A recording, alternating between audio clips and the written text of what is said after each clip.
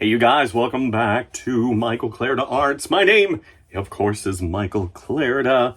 I am a illustrator. I've been a professional illustrator for about 25 years.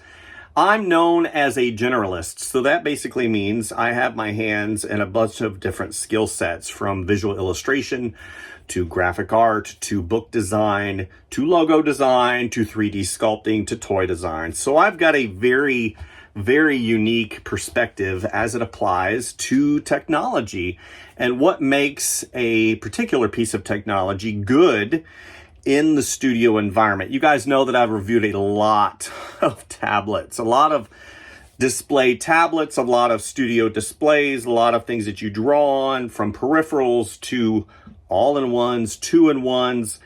I've got a really good handle on what makes a device good. And I have been waiting to review a piece of technology from a company called Xencelabs for a while. You guys know that I reviewed their medium and small tablet bundles a while back, and I was over the moon about those. So what we're going to do in this video is review their Xencelabs Pen Display 24 Studio Series. This is a 4K tablet that is at the upper echelon of, I would probably say, price point / quality as it compares to some of the other budget offerings that have been on this channel. Xencelabs does things different, and that's something that I think should definitely be noted. They make products for the professional, and we're going to get in deep. We're going to do an unboxing. We're going to draw on the tablet, and I'm going to give my professional opinion. And that's very important to note, professional, because a lot of the tablets that are on the market today are, I would say, hobby tablets or things that maybe are budget-minded. So you're not going to get some of the same quality, some of the same features on the budget-minded tablets that you would at the Xencelabs price point. This particular tablet comes in at a whopping $1,900, and that is a price point that is getting really close to the founder of the technology, which would be Wacom. I think Wacom, their 24-inch tablet is $2,300 to $2,400. And I think they actually go up from there up to $3,000. So we're going to get in deep with Xencelabs, and we're going to have a lot of fun. Of course, you guys know that I like to have fun. And we're going to obviously give an opinion. There is going to be some time-lapse drawing in here, some real drawing.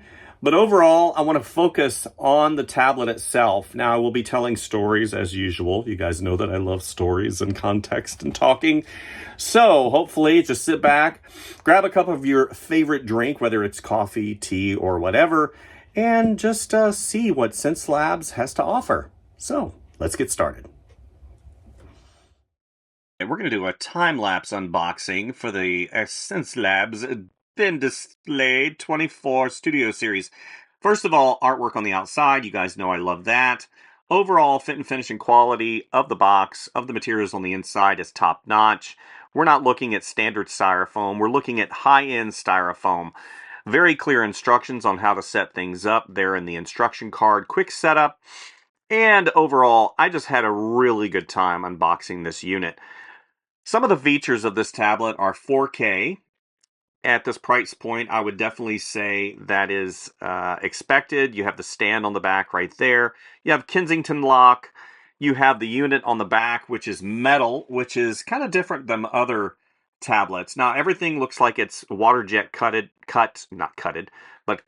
and all the items on the inside packaged extremely well. There's the quick key remote that is included with this particular unit. You also get 2 pins and a beautiful case, as well as all the peripheral cables and the power supply. And a sticker. You guys know how I love stickers. The other thing that this particular tablet has is going to be really great pen technology. The latency that is happening in some of the other tablets, you won't get any of that here. The screen is bonded to the LCD, so there's practically no parallax and no lag at all when you draw. Again, that screen is beautiful, that 4K screen, which, by the way, is Pantone certified. What a blessing. It is also Pantone Skin certified, so character designs and anything like that are going to be no problem for this tablet. Xencelabs includes 2 pens with their display, as well as a handy carrying box, pen nib remover, and replacements. I think that's really cool for them to do that, as well as their lovely quick key remote that has an LCD and it's programmable. Very, very cool. Also to note, before I go ahead and completely mount it onto the Zoot Pro, this is the mounting plate for the Zoot Pro, I wanted to note that this particular tablet does come with a Kensington lock system. This is important to know if you're putting this in a studio environment which people have access to. You can Kensington lock this to the desk and it will not go away. It's kind of like a bike lock for your computer tablets or your computers. So another forethought by Xencelabs to put that on there. So one of the things I also want to mention, it being a professional device, it is equipped with a VESA mount on the back, which means some of the arms that are in studios, like the Ergotron arm that have that industry standard VESA mount apparatus, will mount to the back of the unit no problem. Now today, as mentioned just a few moments ago, I'll be mounting it on something called a Zoot Pro. The Zoot Pro is, again, a system, a mounting system for tablets such as this, and it is great. I think that Xencelabs thinks of just about everything as it applies to the studio environment. So if you want to keep the stand on it, that's completely fine. You can remove it and put it on a VESA mount. A lot of the tablet companies are utilizing plastics, which, yeah, they do, but Xencelabs uses metal. This is an all-metal backing secured by Phillips screws. Gives it kind of an industrial look. I think it's beautiful. Very nice and well done overall. Yeah, I think they might be the only company that I've seen out there in this larger format that does metal. Yeah, very cool. And here is my setup on the Zoot Pro. The Zoot Pro is nestled underneath all of my critters. This is my main workstation. I have a 24-inch tablet on the left. I have a 24-inch tablet in the center, and I have a cinema display, an old school Apple cinema display on the right-hand side. You can see the Xencelabs unit really is just so beautiful. Nestled right here on my desk. I've placed the quick key remote over here on the left-hand side. I also have a kind of a pedestal to put other quick key and peripherals on the left-hand side. My keyboard is over here on the left. And over here on the right-hand side, you can see the Pro pen on the top and the Slim pen on the bottom. Overall, the anti-glare really works really well. I've got a light above me, as you see. I'm going to go ahead and put my hand in front of it, if I can. Yeah.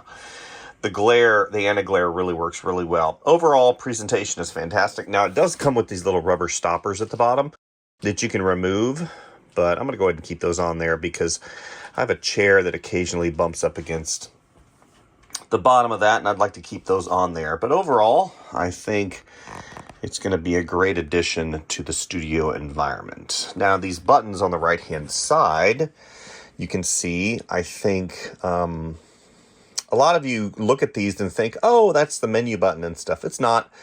These are additional quick keys up here, and you can change the color of these, which I think is really awesome overall. And what I've got this set to right now, and I'm going to explain this here in just a moment, is whenever I press this button right here,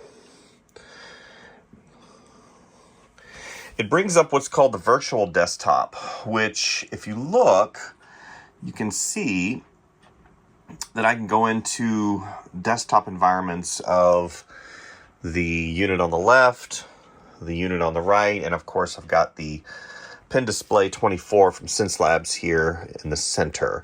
I use these a lot because I use reference. I have email on one of them. So whenever I'm working, I can just do a quick glance over there on the right and left-hand side.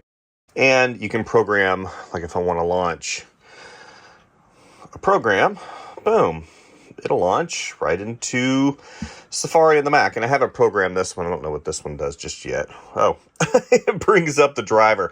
So let's go ahead and talk about the driver really quick. Okay, and here is the Xencelab driver. I wanted to go in this very briefly because I think it's important to note that not all drivers are created the same. I have had the privilege to see quite a few different drivers. A lot of them are intuitive, but a lot of them really aren't, and they don't think about the user overall. First of all, the way the Xencelabs is laid out, the driver is very easy, and I think that sometimes overall we as users want things to be easy to use but also cool looking, and cool being obviously something that is subjective, but there is kind of that universal language as it applies to technology. It needs to be clean, needs to be easy to read, needs to be easily understandable.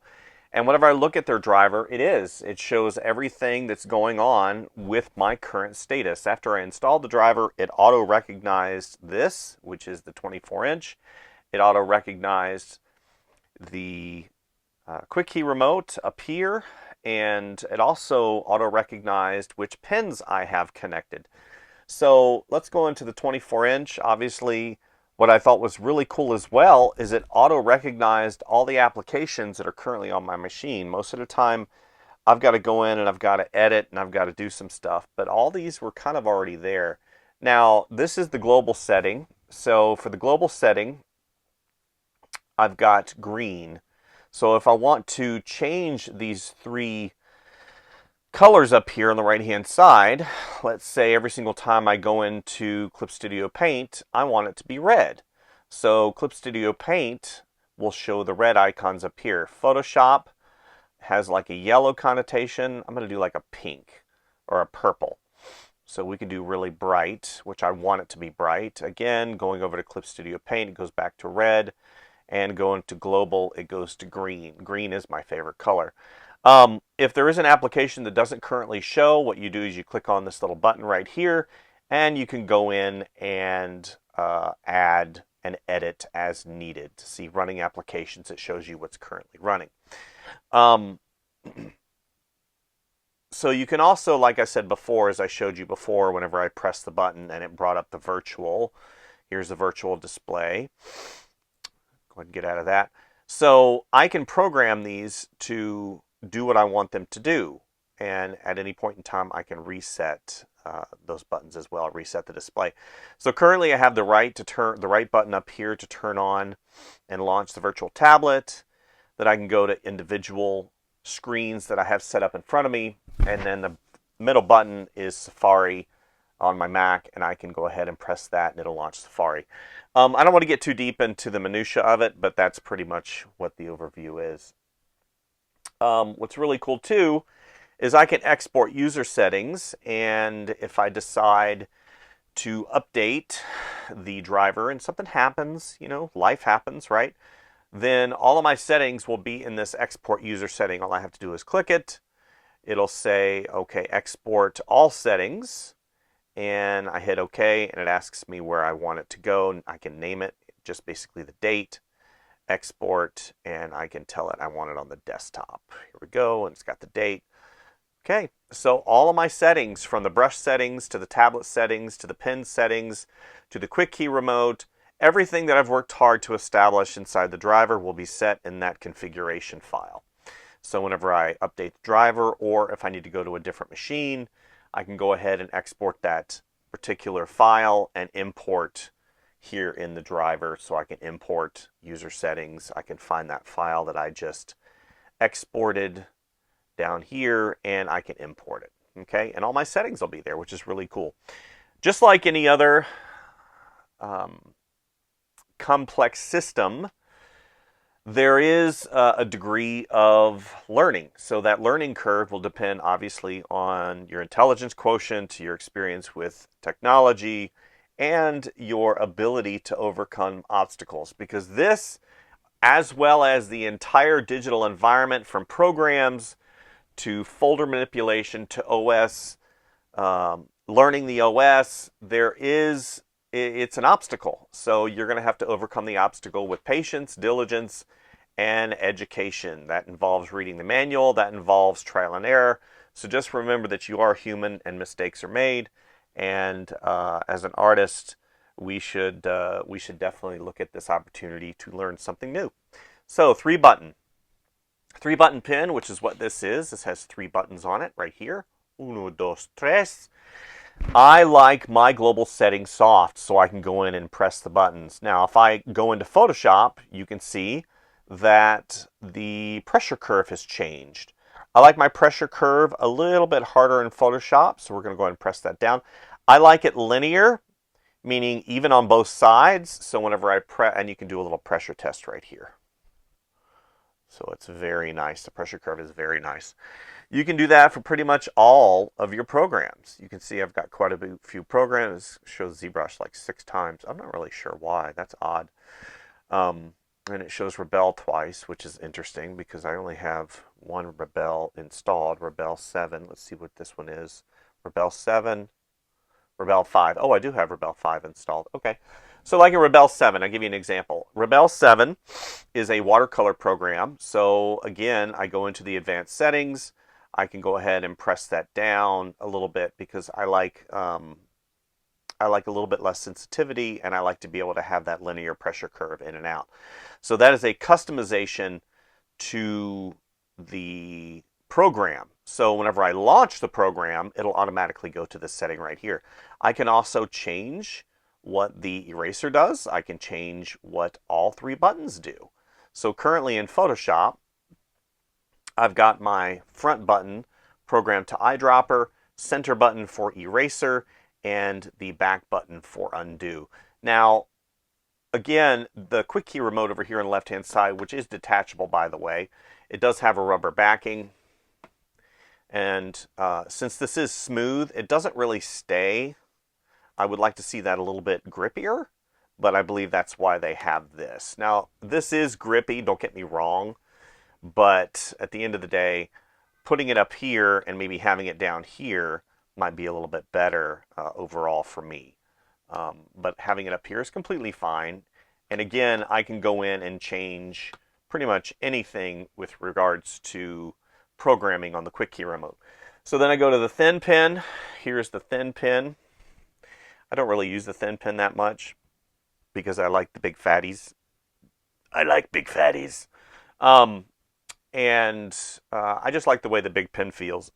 I have nothing against the thin pen, and I do like the taper quite a bit, but I do like the taper here a lot more. You guys hear me talk about that taper of the barrel end.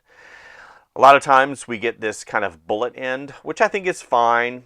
It depends on how long that stylus nib is, because a lot of time if I'm using the feature where you lay it over and you do some shading, that tilt, a lot of times that bullet end will run into the screen. And even at that degree, I think it has 60 degrees of tilt. I just have a tendency to lay it down like this because I'm a traditional artist, or I'll bring it over like this and I'll do some shading. And it's completely fine. I just like to have a nice tapered barrel end, which is what this is. Now the nibs. The nibs, believe it or not, are designed now to wear. They're designed to wear out. And back in the old days, the nib was actually harder than the screen coating. And because I did so much drawing, I would burn through screen coatings, like the Mylar or the plastic screen coatings they would put on these screens. I would burn through that in about a year, about 7 months to a year, because I did so much drawing. So I would have scratches all right here. Now that this is frosted glass, where they spray an aggregate on here and it kind of makes it anti-glare, there is no coating on here. Now, just the way they do it nowadays helps with glare, and it gives a texture surface, so it really feels like it's going on paper. But what they did also was to make these nibs quite a bit softer, and you're going to burn through some of these nibs probably, I would say, depending on how much you draw, maybe once a year. I've already started to see some wear on the end of mine, which means, again, I draw a lot and I've done a lot. Now I've had this unit about 2.5 weeks because I wanted to do a really in-depth review. So just know that you're gonna wear through some nibs. So they do provide nibs with the unit inside of the case. So if you do at any point in time need to change out said nibs, you can go into the case and lo and behold, look, you've got nibs, and they've got felt nibs too. I don't really use these that much, but they are pretty cool. and I definitely recommend that you kind of experiment with what works for you. Here is the nib remover. Again, very easy to do. You can pop this out if I don't end up spring loading it into my face, which I have done in the past. And what you do basically is you take this, go to the nib, you take it and you remove. I have a little pair of pliers, and it comes right out. Here's the nib, a little piece of plastic. And then make sure you are gentle when inserting it, because you don't want to get it into the wrong orifice and press and end up damaging it. You'll hear it kind of settle in. It kind of clicked in, and there you go. Very easy to change. Takes probably less than 30 seconds to do. Overall, make sure you put your changer back into the case, close the lid, and put it to the side until the next time you use it. Here is the quick key remote. My goodness, look at all the settings. It is, first of all, it is rechargeable. It's got a rechargeable battery, but what I love about this is whenever you go in, cancel. Whenever you go in, again, you can go in and change, let's say for Photoshop, here it is red, zoom. So you can change the colors. It's all customizable. Now, I do think this is one of those things that obviously you as a user need to look at and say, okay, is this something I need to really mess around with? Does it really matter to me what colors are here? Because I can look at the screen and see that I'm running Photoshop. I think this is, it's not a gimmick. I think that it's just an added layer of complexity that Xencelabs put in there. Does it make the experience more pleasurable? Sure. Do I think it's a game changer? No. I mean, I'm a professional.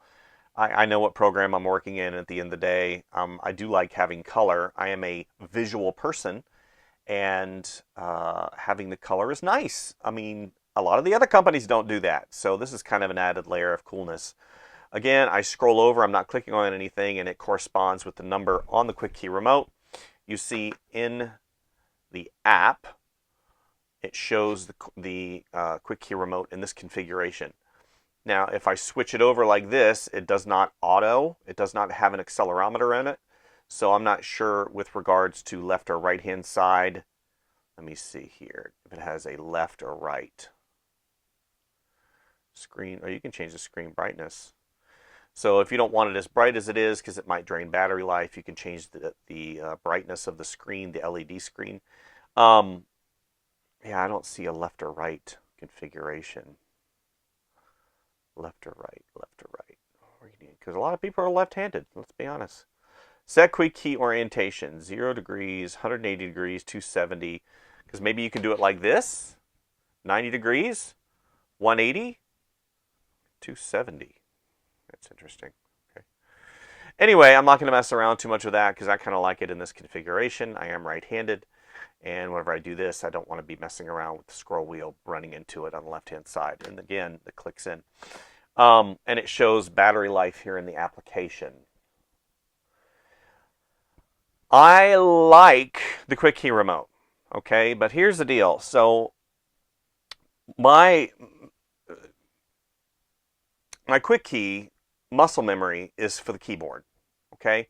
I've got 25 years worth of muscle memory of the keyboard, so introducing a new variable into my work environment is challenging. You won't see me use the quick key remote as much. I will be working this into the workflow.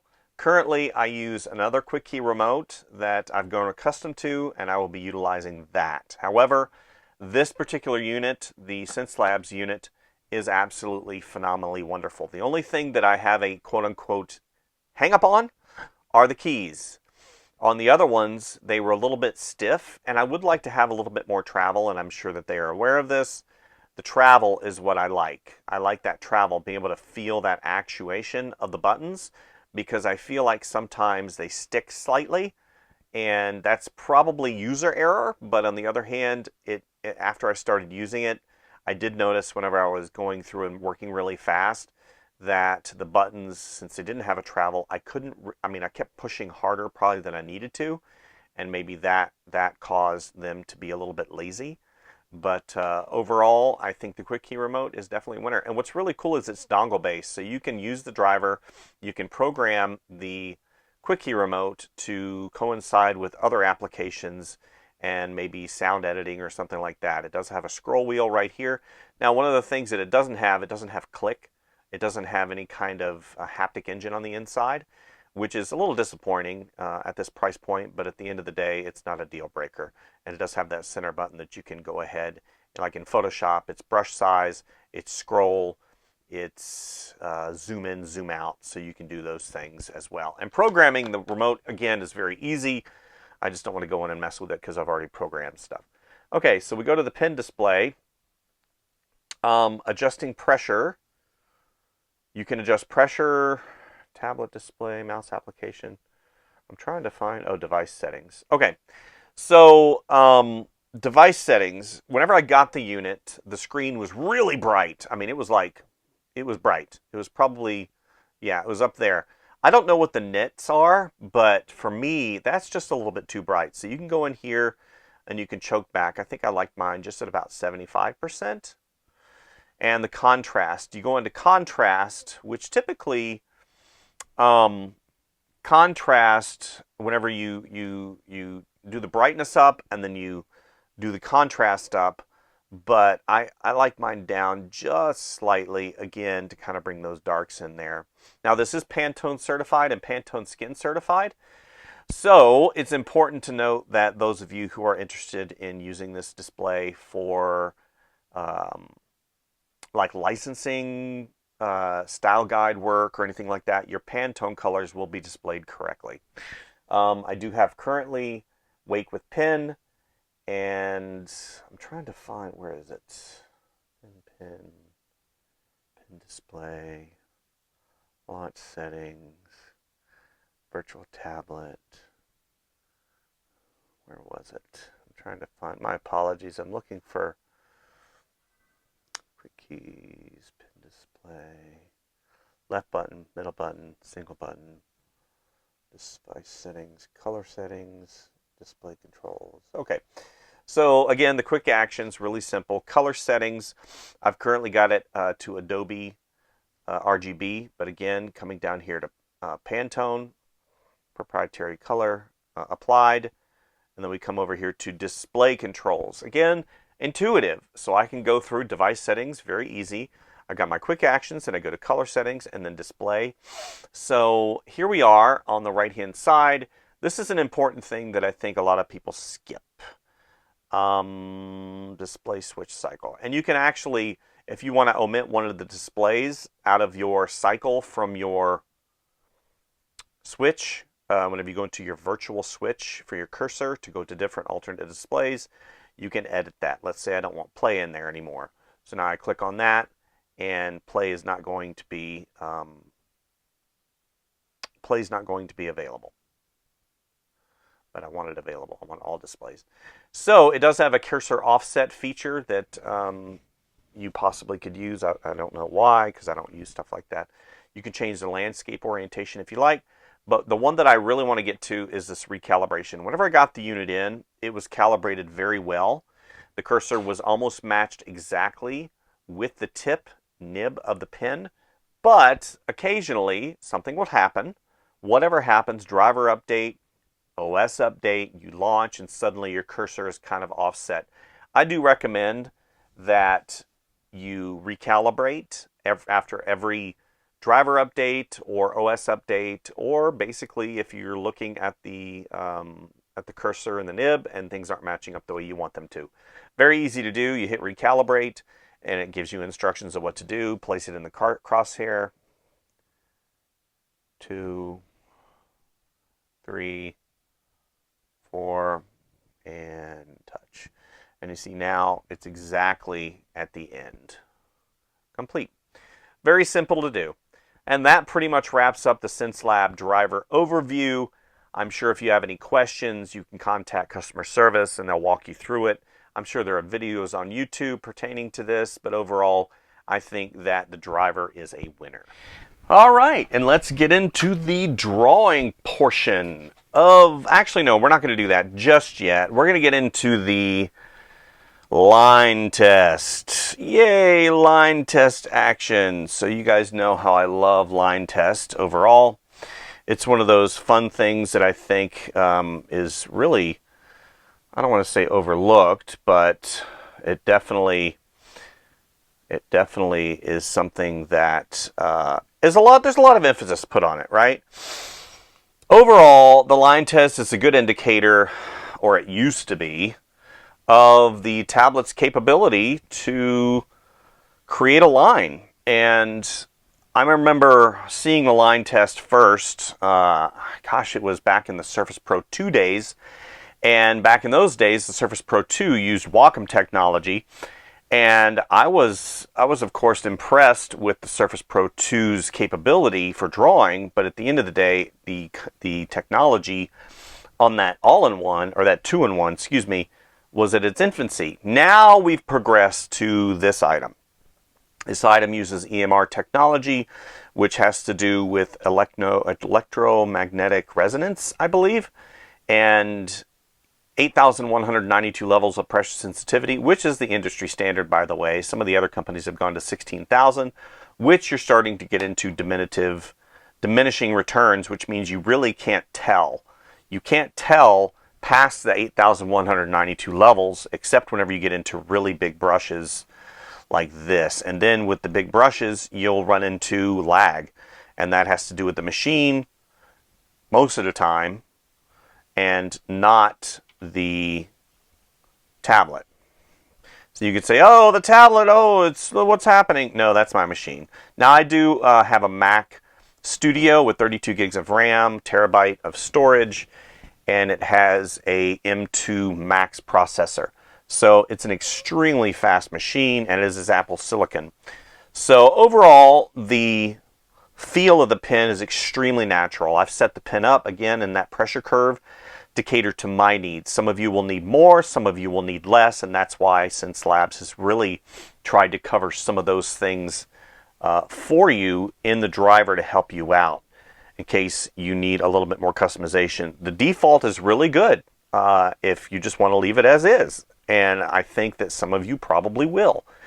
Like I said, the pen technology is really good. It is, how I would say, uneventful. One of the things that I really struggled with in terms of verbiage and how to describe this tablet, because a lot of you want excitement, bells and whistles, you want dance and pomp and circumstance, but the reality is me as an artist and an illustrator, a professional, I want one thing from my peripherals and my tech. I want them to work. I want them to work daily. I want them to work without hitch. I don't want issues with the technology, with the fit and finish, the quality. I want it to seamlessly integrate into my workflow and my life, so I don't have to sit there and fiddle with a messed up driver, fiddle with a pen that is being finicky, because nothing frustrates me more than to have my technology get in the way of my creativity. And I talk about that a lot. You never want your tech to get in front of your creativity. You just want it to seamlessly go into the background and just be kind of your support structure. And that is exactly what the Xencelab unit has done for me over the past 2 weeks. I don't have any real comments with regards to the tablet fit and finish, other than it's amazing, and it is indicative of the price point and the features that are here, from the 4K to the Pantone certification to the 8,192 levels of pressure sensitivity to the eraser on the pen to the triple pen button here to the modification ability of all the peripherals to the quick key remote. They are professional, and at $1,900 I would expect nothing less. Whenever you start getting into that price point, you really need to have all of your ducks in a row before you go ahead and put that out into the marketplace, because you don't want to have an expensive item and people will say, oh, it's expensive, it's not quote unquote worth it. Well, I can tell you something right now. This unit is on par with Wacom, if not exceeding them in a few areas, especially as it pertains to customer service, as well as the overall spectrum of what you're getting at the price point. I think for $2,600, $2,400 to $2,600, Wacom is offering similar experience, but at a much higher price point. And Xencelabs is a cheaper unit, but in no way cheap or cheaper in terms of quality. You're getting a super high value versus, or I'm sorry, super high value and super high return. That $1,900 is going to get you, like I said, all those certifications, all of the pen tech that you need, and overall just a wonderful experience. As you can see, just by doodling, I'm just doodling right here while I'm chatting and talking and singing the praises of the Xencelab unit. The overall feel is extremely natural. I don't have any lag other than my machine. Now, whenever I'm going across like this, I'm not seeing any lag at all from the cursor.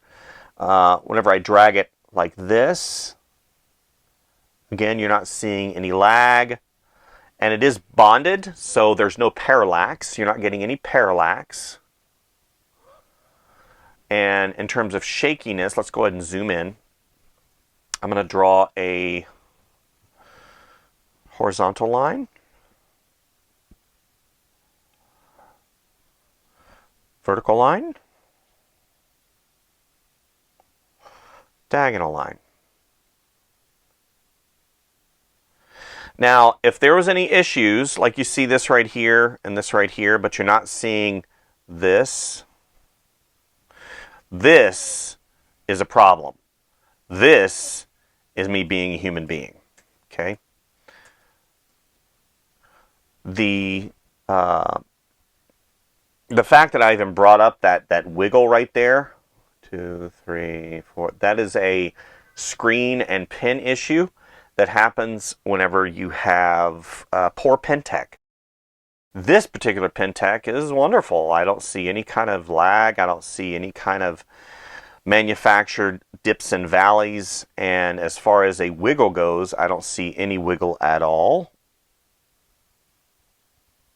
Let's go really dark.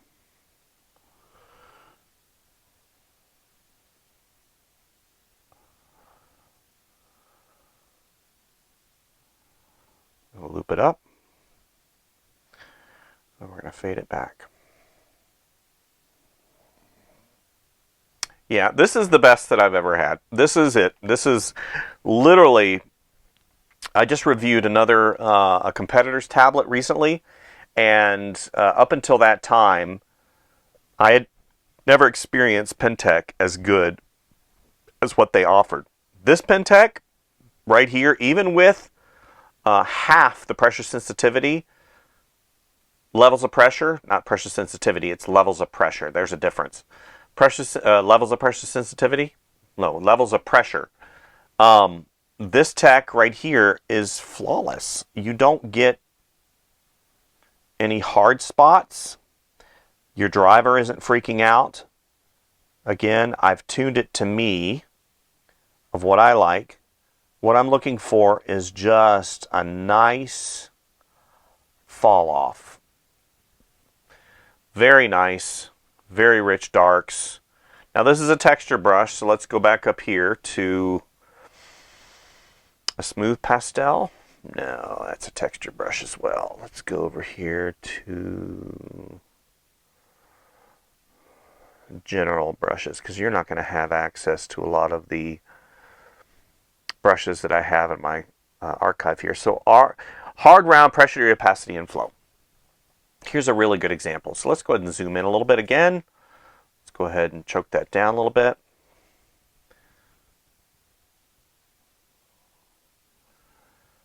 Okay, so let's go back.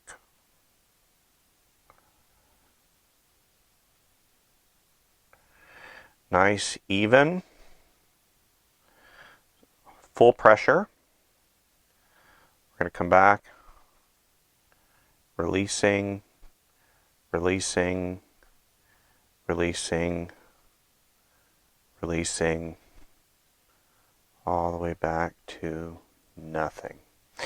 Now, one of the things that I noted on previous reviews with other tablet manufacturers with 16,000 levels of pressure sensitivity has to do with the sensitivity of the pen. So this is basically the pressure of the pen, the weight of the pen, so you're still getting, again, I can adjust this if I need to. But you can see, even with this, you're getting good lead in, good activation, good pressure, even with basically the weight of the pen. Absolutely phenomenally fantastic. Now, one of the things that again happens in these tablets has to do with shoestringing. Shoestringing, basically, let me go ahead and do this. Shoestringing happens right here. It'll be dark, and then it'll be, it looks like kind of the end of a shoestring. Let's go ahead and do it again. I'm not getting, let's go really dark. Yeah, so we're not getting any shoestringing at all. Nothing. Wonderful. Fantastic. All right, so that's the end of the pressure test. Let's do one more little circle, because I don't draw slow. I draw fast. So whenever I used to review Intrigue technology, a lot of people would get kind of frisky with me online because they're saying, how can you do drawing like that with Intrigue technology? I said, just draw fast. And they said, well, I can't draw that fast. I said, that's just how I roll. I mean, I draw fast. And the Intrigue, back in the day before it became Microsoft Pen Protocol, which is what that is, the Intrigue really did not favor people that drew slow, and it really did not work nice in vector graphics. But as far as I can tell, this does really well in vector graphics. We're not going to get into that today. We're just going to do some painting and stuff. So, okay, circle. So let's do simple circles. 1, 3.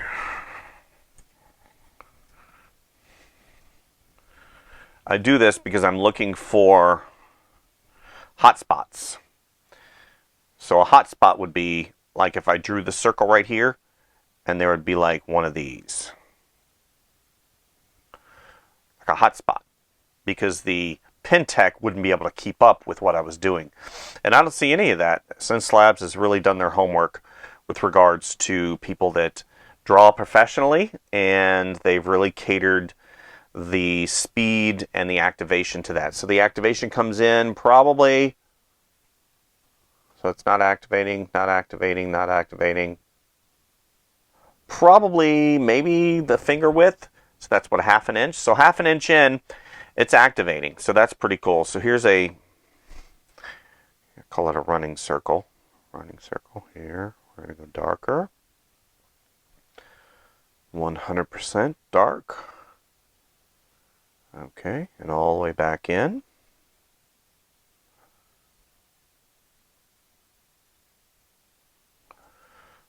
Okay. Looks beautiful. Very nice. Very natural feeling. So let's go ahead and get started on the drawing demo. Okay, so this was my initial test. I think it's very important, especially whenever I'm doing reviews like this, that I do some testing before I get into the overall ins and outs of the tablet, because what inadvertently happens is something I like to refer to as user error. User error. And I don't want user error to really affect the overall review process. Now, there's a difference between user error and the complexity and difficulties of the tablet itself. Maybe the driver's too complex and I just can't get it, or maybe I can't figure out the cable configuration, or whatever it is, right? And that will be factored, obviously, into the review process. But whenever it comes to user error, I know myself well enough to understand that if I do not go in and draw on the tablet beforehand, then you will see levels of frustration or levels of exuberance that maybe will affect your buying decision. And I don't want that to be a huge factor with regards to how I present the review. I want it to be neutral in a way, because I'm coming at this not only from a professional standpoint, but also a user that's reviewed a lot of tablets, and I want to make sure that you understand that even though you're getting my opinion with a lot of experience, you're still getting a human being. And that in and of itself should tell you a lot. This was my test. I just decided to do some drawing of dinosaurs and yeah, just have some fun. And that's what this was. But for today's review process, we will be drawing on a blank canvas. Those of you who've been on my channel before know that I typically do a drawing and I kind of chat and I talk about things, and that's no different with this particular review. But I just want you to know that there will be some time lapse. So let's go ahead and get started. Today we're going to be drawing a turtle, and a turtle that is reading a book. You're like, what? Reading a book? What are you talking about? What are you talking about, man? Yeah, so I love drawing animals, and I do a lot of animal drawing. I do turtles, I do fish, I do dolphins, I do sharks, I do lions and tigers and bears, oh my, I do all that stuff. And I just love drawing animals. It has always been one of my favorite things to do, and literally, that is kind of my jam. I love drawing animals. I love drawing animal characters. I love just having fun with animals overall. And yeah, I love drawing baby animals, and I do a lot of character work. I do a lot of character work in my professional career. I'm a toy designer by trade. That's what I probably would put on my business card, toy designer. But also, I'm a generalist, meaning I do just about everything. So, master of, what does it say? I don't remember what that old saying is. Something, something, master of nothing. Master of nothing. Something, anyway. So basically what I'm trying to say is I don't have a specialization, quote unquote. You could say that I like drawing animals and that's my jam, and if I could be known for that, then so be it. I mean, that would be nice, wouldn't it? Be known for drawing fun, cute animals? Yeah, so that's what we're doing today. Just drawing a turtle reading a book. Why would I choose that? What makes that funny? Well, you'll see whenever I get into it. You'll see at the very end whenever I talk about why I did what I did. So what I'm doing right now is I'm doing what's called a roadmap.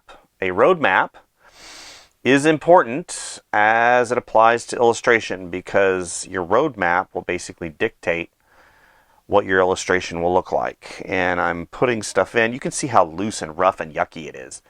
I don't get into details until way later. I think in simple shapes, and I want to make sure that the simple shapes and the composition and everything works before I go in and start putting in really any details. Whoops. Think of, yeah, here we go.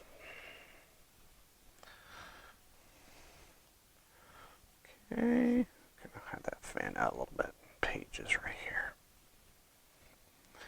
Yeah, I encourage you. So I get so many questions about drawing, about illustration work, and how can I break into the industry? And typically my answer is always the same. Know somebody. I'm just kidding. No, it's hard work. It's work. It's the work that's going to get you the job. It's the day-to-day. It's the work itself. I was able to get a job at Disney by posting almost every day to LinkedIn. And some of the people I knew, just because of the nature of what I've done in the past, let's go ahead and say this, I posted every day and would hashtag Disney, hashtag Hanna-Barbera, hashtag Warner Brothers, hashtag a lot of those companies. So a lot of the times that will come up in their feed, And lo and behold, one day I got contacted by one of the art directors at Disney and said, we like what you're doing, blah, blah, blah. We like what you're doing, and we want you to come in and work for us. And that is a direct result. I mean, it took a year. I was posting a year before they contacted me. That's working every single day on my own, not paid. I wasn't getting paid to do that. And they called me out of the blue. Let me tell you something. I tried to work for Disney for probably 10 years as getting into their animation department, the product design department, and going through the channels, meaning going through their website, their employment hub. And because it was run by bots and not people, I was not able to get a job with them. I didn't even get an interview. And lo and behold, I got contacted by the people at Disney, and they said, hey, we like what you're doing on your social medias, and would you like to come work for us? And I said, yeah. And that's kind of where it all started, right? I mean, that's because at the time I was working for a company. Here we go. An ad agency where I had done Disney. I mean, let's be honest. I had done Disney stuff before. I had done some other things. I mean, character work in Universal Studios and Harry Potter and Transformers and all of those companies I had worked for through the agency. And but whenever I got contacted by Disney, they were interested in me as an individual. And let's make his eyes really bright. Let's make them big. Here we go. And they were interested in me working for them exclusively and in-house. And I thought that was really awesome. But it's the daily. It's the daily that really I encourage people to do, because the daily is what makes the suddenly. And that is something that a lot of people miss. Just like working out. Working out daily, and then suddenly you look at the mirror and you've lost or you've gained whatever you're trying to accomplish. And you look and you say to yourself, wow, the daily really makes a difference. It's the same thing with saving money. It's a principle that I think is lost on today's really instantaneous fast food society. And I came into the world through that whole thing, because I'm a product of the 80s and fast food and all that stuff. And I got to see the internet get formed and how we went from being a society that goes to the library and does research to having a supercomputer in our pocket. And I see the value of both. But as far as hard work, drawing, and that daily grind, I won't call it a grind because drawing to me is not a grind. That daily investment, that's a better terminology, is something that will pay off. And it just takes time. Drawing, understanding shape language, understanding form, understanding weight, balance, line, perspective, understanding those, light and how it affects mood. All those things are important. And the only way that you're going to really get to those is a daily investment. I call it investment. Pay yourself back. How are you going to pay yourself back? Excuse me. How are you going to pay yourself back? You're going to do it in relationships. You're going to do it in money. We all, you get families and stuff, and suddenly I'll make the sacrifice, whatever it takes. A lot of times the sacrifice is an investment in yourself. And, whether it's learn a new program, whether it's whatever it is, you need to really kind of consider that if you want to be an artist, a professional artist, a lot of times it isn't what we think it is. And it takes a lot more work than what we really understand it takes, and a lot more money, and a lot more time, and a lot more sacrifice to be really quote unquote successful. Now, can you do this as a hobby? Sure. But whenever you start involving money, there is, especially whenever you're getting paid to be an artist, quote unquote artist, then you have to consider the bigger picture, and that involves listening to what other people have to tell you, taking direction from other people, and a lot of people are incapable of doing that. And that takes really a big slice of humble pie whenever somebody that doesn't know how to draw is telling you how you need to change your drawing. Yeah, that's a big one, right? I can't tell you how many times I've had to take a big old piece of humble pie. Anyway, so yeah, what am I doing? Again, that roadmap. Let's go ahead and put his hands out here. That roadmap that I don't want to have symmetry on, because symmetry is fine for forward-facing heads. But whenever it comes to stuff like this, I want to have... No, not good, not good. Okay, let's have that come down. Turtles are attached to their shells, right? That is basically his back. So here's his front plate.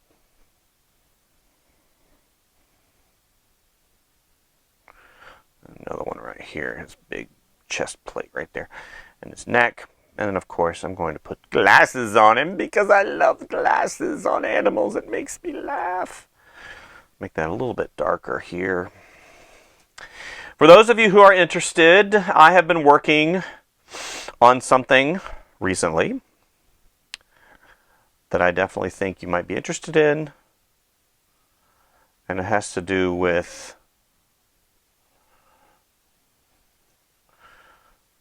tutorial videos. Definitely keep your eye out on this channel. Subscribe, like, whatever you need to do to stay tuned, because I've got some stuff coming out in the new year about Photoshop, about illustration, about graphic design, about art that I think you may be interested in. So definitely stay tuned to the channel. I don't want to get too much into this because I don't want to take away from the review process here. Since I've been drawing on this, I haven't had any issues. And like I said before, the fact that Xencelabs has really kind of thought of quote-unquote everything. Now, do they improve? Yeah, I mean, you can't have a company that's not innovating and improving. I know recently they came out with a 16-inch tablet. They're really moving slow. You have other companies that put out 4 and 5 tablets a year. Xencelabs doesn't do that. They really have adjusted their business model to cater, again, to the professionals. And the 24-inch, I think, will be kind of the beginning of, maybe a 19-inch, maybe a 27-inch. I can't even surmise. I mean, I remember when Wacom came out with a 32-inch. That thing was, oh my gosh. How do you draw? How do you do that? I mean, it's got to be like that big.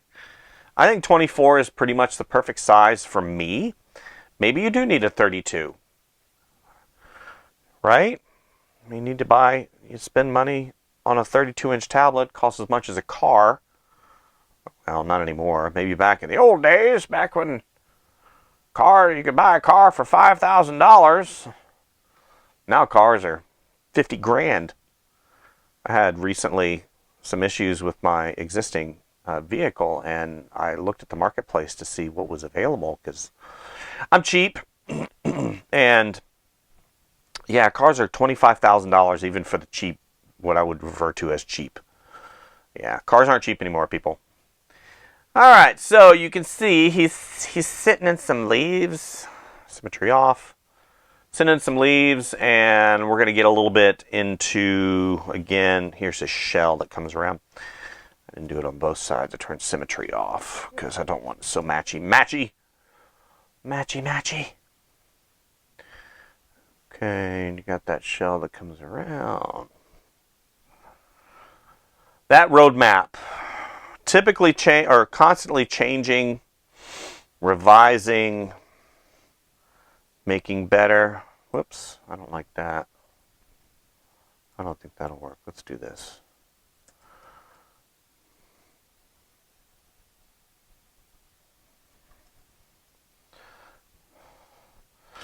Drawings are one of those things where, again, I talk about practice and, what do you practice on? What do you do? I read a lot. Reading? What's that? What's reading? Well, reading, I get a lot of books. I watch video tutorials. Yes, I watch video tutorials to learn how to draw. It's the truth. I do. Because imagine you're a professional and suddenly you get so stagnant in what you do that you no longer have the ability or the capacity or the desire to learn something new. And then you keep doing the same thing. They say people that don't innovate are doomed to repeat themselves and basically be left behind. And that is something I do not want to do. So what I'm going to do as I progress in my endeavors here to wrap up this illustration, I'm going to put you guys on time lapse. Yay! Don't put me on time lapse. I love your stories. Some people hate my stories, believe it or not. Can't please everyone, right? And then you get some people who are like, man, your stories are cool. I love your stories. You talk about stuff that applies to me. All the voices you do. And some people are like, dude, you need to shut your mouth. Enough. And I'm like, just mute me. Golly. Settle down. Right? I didn't come to listen to your garbage. I came to listen to watch you draw. Draw for me, monkey boy. All right. All right. So let's go ahead and get you on time lapse, and I will jump in occasionally to kind of explain what I'm doing right now. I'm still in the roadmap era. I need to have some type of element in the background. So, again, big shapes. So big leaves, maybe. I don't want it to make it look like he's got crap coming out of his back. He's got wings.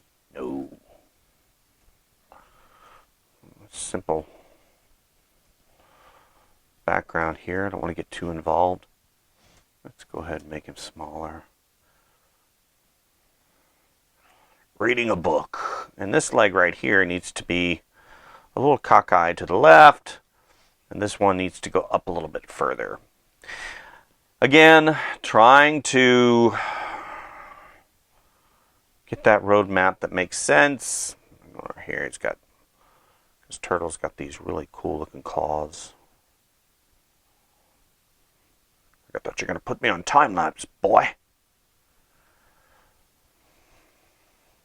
I remember my uncle. No, not my uncle. It was my grandpa. My granddad. He used to call me boy. Get over here, boy. I grew up in the South, by the way, and my grandfather was old school, meaning he was old. I mean, let's be honest, they're just old people. And he would call me boy all the time, and that always kind of upset me. I don't know why. Get over here, boy. I'm a boy. I don't know why it upset me, but it did.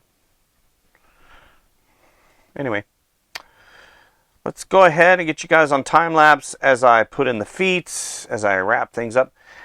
He's going to be reading a book. Gotta put the glasses on him.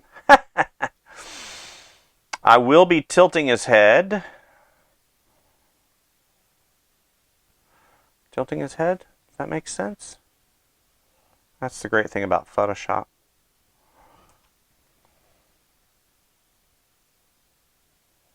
There we go. Okay. Tilt his glasses slightly.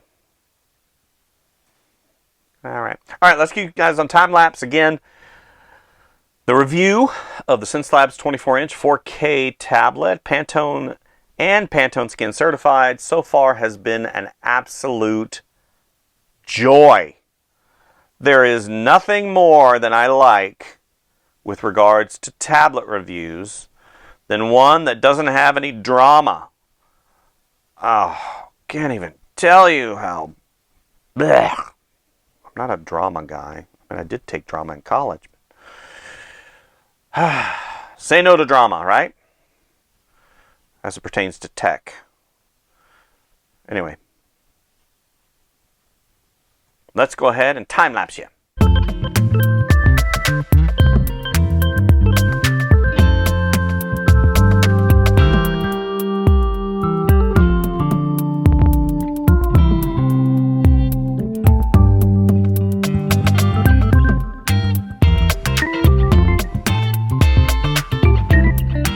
And here is the super rough sketch.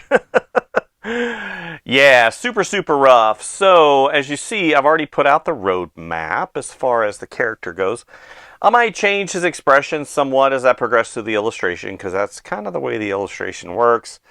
You find the illustration as the creator of the image. You have a mind's eye of the expression that you're trying to get across, but at the end of the day, sometimes as you progress through, things change, and you need to be open to that, especially whenever you're working not only on your own stuff, but really if you're working for a client, because some of those happy, quote-unquote, happy moments or accidents that happen in art really come from the progression of your idea as it matures. So, so far, the unit has really performed exceptionally well. I haven't had any issues at all, no hang-ups. And the drawing experience so far, again, I don't want to underwhelm you, but what I like most about this tablet so far is its consistency. The consistency is something, again, that I talk about, and I mentioned it before. I don't want the tech to stop me. And I can't tell you how many times I've been working, and suddenly the driver malfunction, and maybe the cursor grabs onto a file and it won't let go. Or you're in here and it grabs onto a layer and it won't let go. And suddenly that completely stops all creativity, and now you can't do anything at all. And that again is something that Xencelabs has really looked into. I think the reason why you're not seeing so many tablets come from them is because they want to make sure and have the right balance between technology and reliability. You can put a ton of tech inside of something and it not be reliable. Case in point, I had a 2003 BMW 530i that was loaded with technology, from early GPS to early impact warning, had like 25 airbags in it, had an incredible radio, the anti-lock braking system, it had headlights that went up and down by themselves when you went over hills. And when you start injecting that much technology into it too quickly, then I started having issues, and eventually I had to get rid of the car because it had what I called electronic gremlins.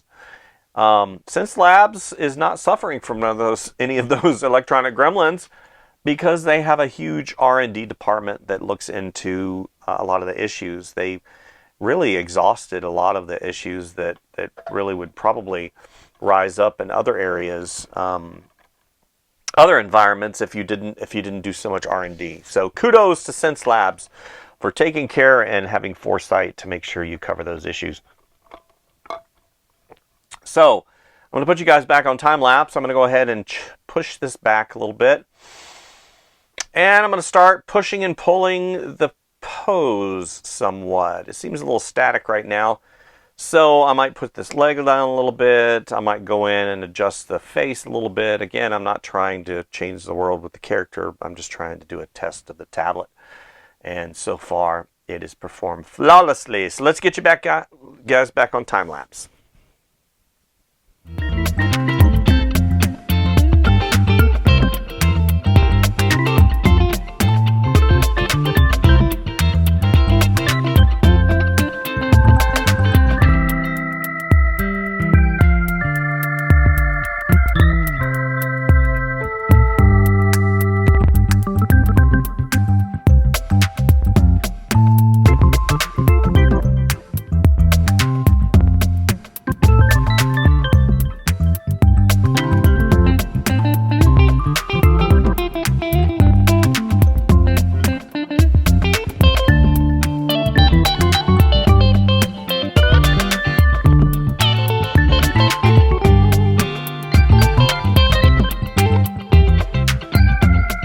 Okay, so I've blocked in, I finalized my sketch, as you guys saw, and I blocked in some local color as far as the base. What I'm going to do now is I'm going to go ahead and start adding my peripheral colors, local color, meaning color without light and shadow. So the book probably, I'll put on its own layer, and I'll lock, I don't really need to lock transparency right now.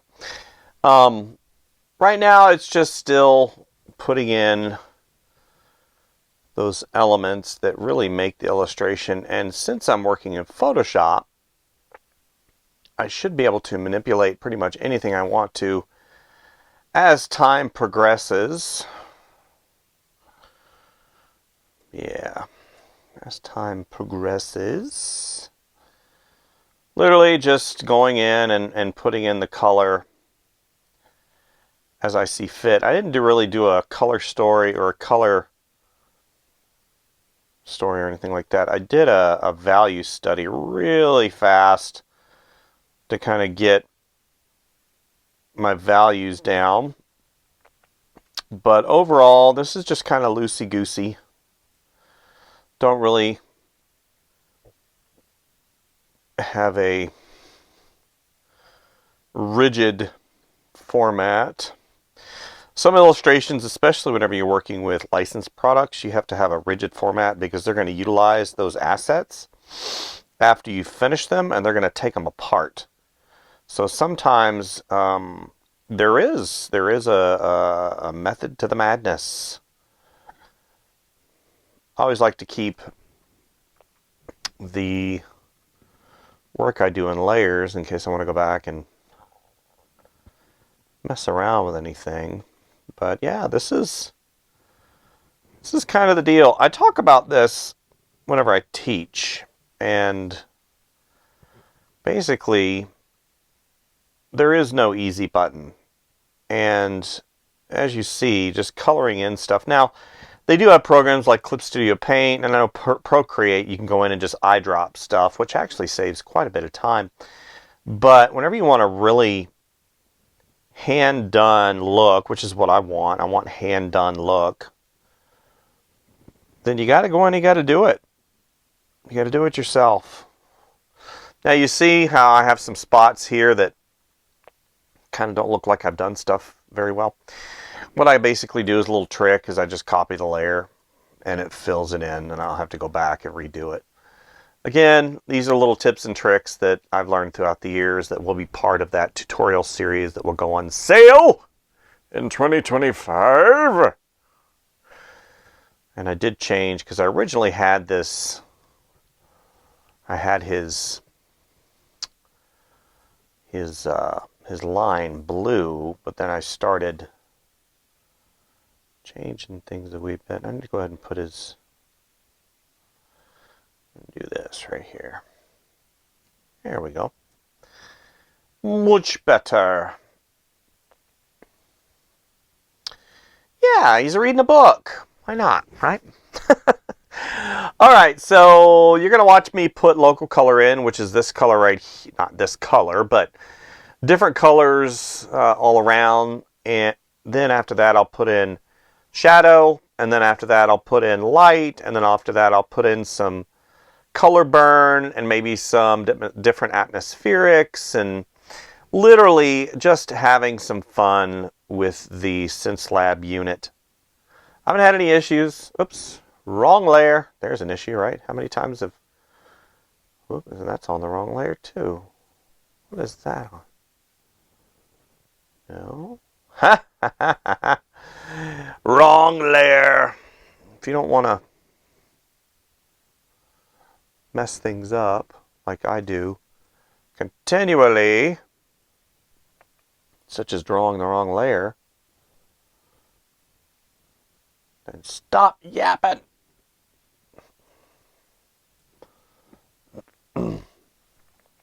Alright, all better. So yeah, I'll go in and put in some wrinkles and some shadow elements, and yeah, because turtles typically are pretty wrinkly. Right, and I'll do that as I progress through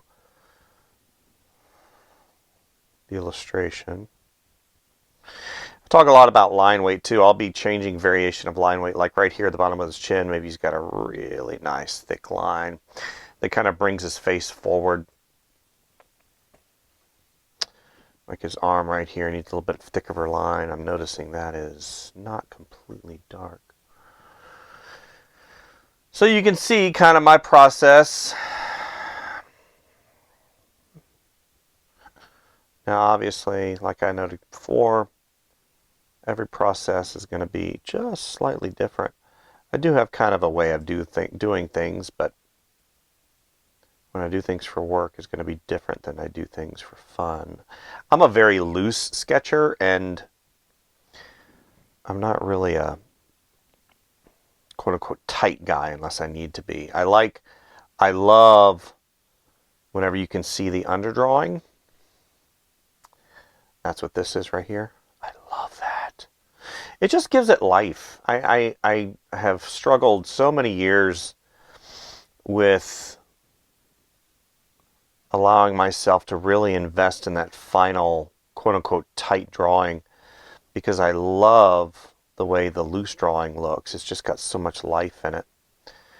And a lot of times whenever I progress to the final quote-unquote final drawing, I lose some of that life. And now I'm to the point where I just don't care. I love the life, and it's my drawing. I do what I want, right? And I don't know if you guys can relate to that. Of course, I can't give that to a client, but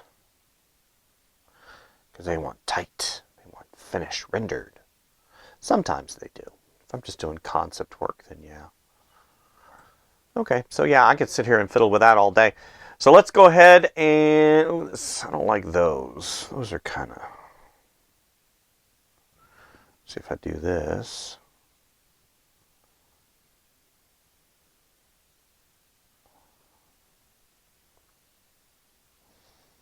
A little bit of wrinkles in, right?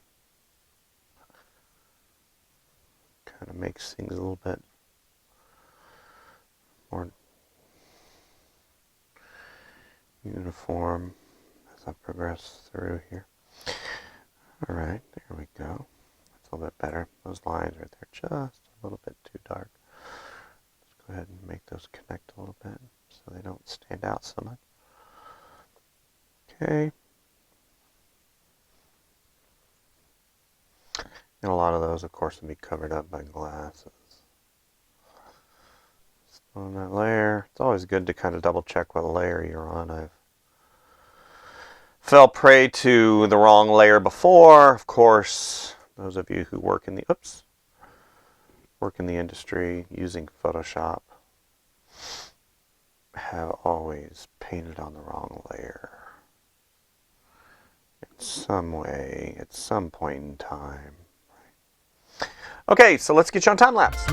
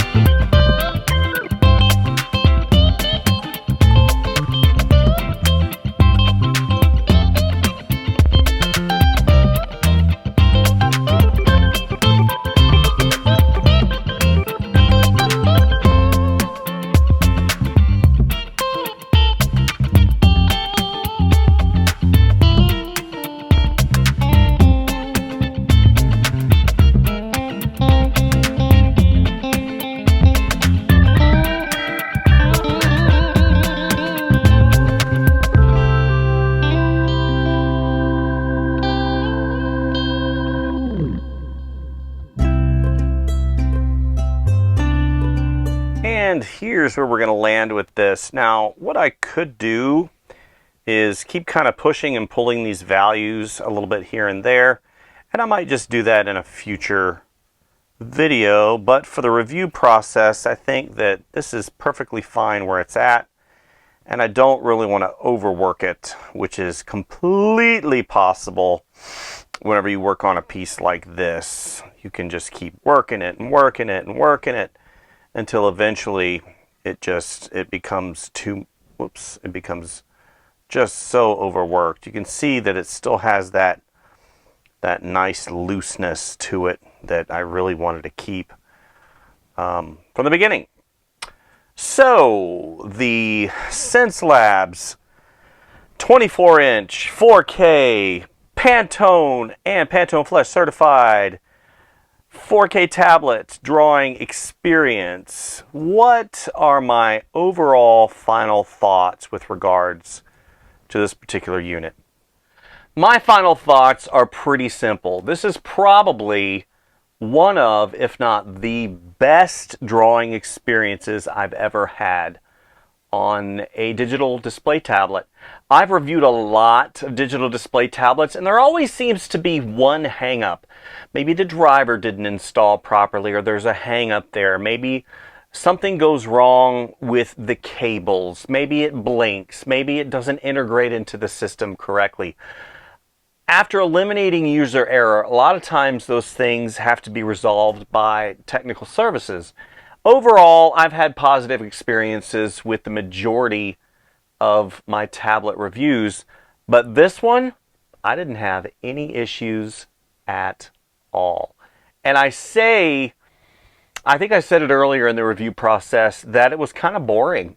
There wasn't anything quote-unquote eventful, because whenever I do these, I've kind of grown accustomed to maybe something not working or something along those lines. Maybe, again, a driver, a peripheral, or something just not gelling correctly with the operating system.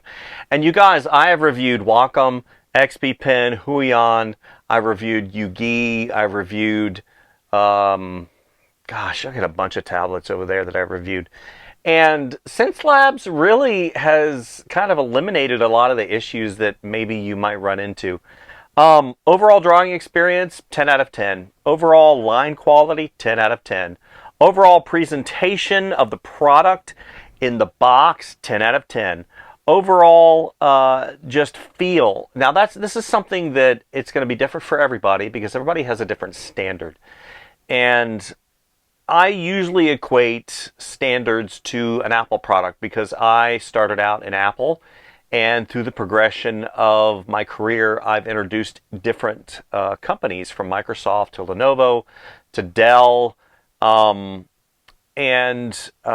reality is I've always got that measurement that has the highest quality, from unboxing experience to peripheral experience to installation of software to using of the product to longevity to investment versus return. And I always equate it to that Apple quotient, because Apple tends, now granted, Apple's very expensive and it's not for everybody. It is a closed ecosystem, and that is something that Apple that's Apple, right? Xencelabs has really adopted that top tier quality quotient that I think Apple possesses. Xencelabs is a top tier professional company making products for the professional. I see this tablet, as long as I don't do something foolish like lift it up and drop it, right? Because it is heavy, whenever you're moving it or having something slam into it or lightning striking it or some kind of catastrophic event, I could see this easily lasting 10 years. I had a product a while back that I had purchased, and I think I've talked about it on this channel, that I purchased for a lot of money. It was a lot of money. And it lasted 2 years before I started getting burn-in. Now, will I do an update video on this? Yeah, absolutely. In about a year, I'll come back to this and say, hey, how did it perform? Because currently, as it sits, it's sitting in my day-to-day use spot. This is not a heavy rotation area. I usually use the other area over to my left for reviews. I wanted to do something different with this, because this, again, is a top-tier product, and it deserves heavy use. It is designed for heavy studio use. Studio is in the name. The only real hang-up that I had, and this has nothing to do with Xencelabs at all, it has everything to do with me and my preference. So the Quick Key Remote, although wonderfully designed, elegant, rechargeable, Bluetooth dongle-based, programmable, I think that for my taste, and this again has to do with personal preference, the buttons need to have a little bit more travel and return, because when I was using it, I noticed whenever I was doing things fast, I couldn't quite get the hang of the shallow button push. I know that there are a myriad of different options for Quick Key Remote these days, and at the end of the day, I always defer back to the keyboard. I've used a Mac keyboard for a very long time, and I've got all that muscle memory. That probably works against Xencelab in this review, because although this is a wonderful remote, I did not take advantage of it probably like I should have or I wanted to. Yeah, and that's pretty much what I have to say. Now, one of the really cool things that Xencelabs does as well is they do have that Kensington lock on the back of their machines, because let's be frank, whenever it sits in a studio, a high dollar value item like this does need to be locked down. And again, they do have that Kensington lock not only on the back of their machines, but it looks like there's a Kensington lock on the remote as well. So this doesn't get up and travel out of the studio environment or in the school environment, because I know they also service schools with their products. Overall, I think this particular product is worth $1,900. Honestly, it'd probably be worth $2,500 because of all the things that you get. I would be interested in seeing their smaller tablet, display tablet they just came out with. I believe it's a 16-inch. And they have a cradle that they sell as well, kind of like a stand. I forget what they call it. But anyway, this is the review. I went pretty deep. I did a full illustration, spent hours on this illustration using the product. I used the tablet for about 2 weeks in my professional work. I had zero issues. We're talking working in ZBrush. I worked in Photoshop. I worked in Rebel. I worked in Illustrator a lot. Did a lot of digital painting. I designed toys. I designed plush. I did presentation work. I didn't have any issues at all, and I felt really secure with regards to that Pantone certification. I know some of the other tablets are doing some certification on their end with some certification companies, and I think that's perfectly fine. But in my business and what I do, Pantone is the industry standard.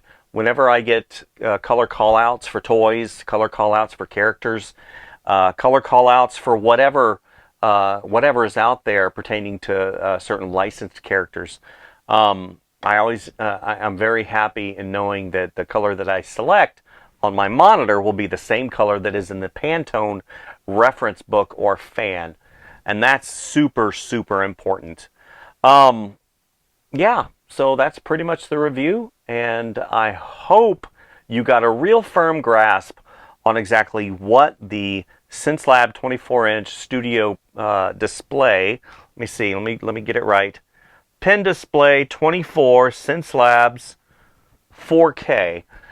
Now, it is important to note that if you do hook up a 4K tablet to your computer has to be able to support a 4K tablet. Not all the computers in the world support 4K tablets, so make sure that your video card can support that. And also, if you're running multiple displays, it does make a difference if your monitor can display 4K using whether it's USB-C or HDMI. So, yeah, just note that whenever you start researching this product as a option for your display. So that's all I had for today. Thank you guys for visiting the channel. Hope you got something, because I sure as heck got something. I got a very new perspective on what I would call a standard that I definitely want to keep in the studio. So big shout out to Xencelabs for providing this tablet to me to review. They were very clear in saying we need to have your honest opinion, and since you've reviewed a lot of tablets, you make sure and speak the truth. You guys know that I don't pull any punches, but I'm very fair, and as long as the tablet does what it's supposed to do in its design, it's going to probably get a positive review. But the Xencelabs tablet definitely went far and beyond my expectations. So thank you guys. We'll see you next time. All right. Bye.